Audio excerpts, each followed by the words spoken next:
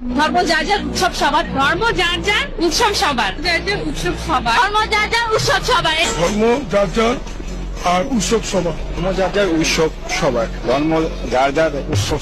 আজ পর্যন্ত কোনদিন মুসলমানদের উৎসব শবে বরাত একটা হিন্দু মসজিদে দেখার জন্য আসলো না।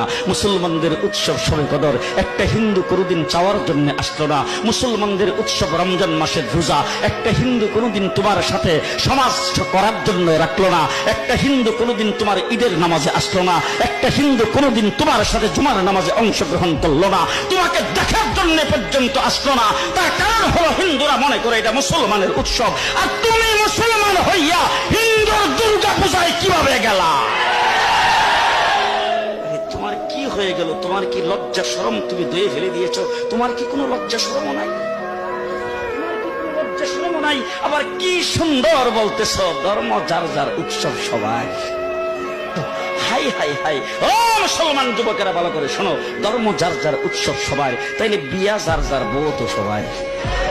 জি, বিয়ে যার যার বউ সবার, পুষ্কুনি যার যার মাস সবার, গাছ যার যার ফল সবার, ক্ষেত যার যার ফসল সবার, দোকান যার যার মাল সবার। এখন ঘুমাইছে কি কথা বলেন না কেন? তাহলে আমার দোকানের মাল যদি আমার হয়, আমার ক্ষেতের ফসল যদি আমার হয়, আমার গাছের ফল যদি আমার হয়, আমার গাছের নারিকেল যদি আমার হয়, আমি বিয়ে করলে বউ যদি আমার হয়, মুসলমান আমার পুষ্কুনির মাছ যদি আমার হয়, তাইলে ধর্ম যার উৎসব।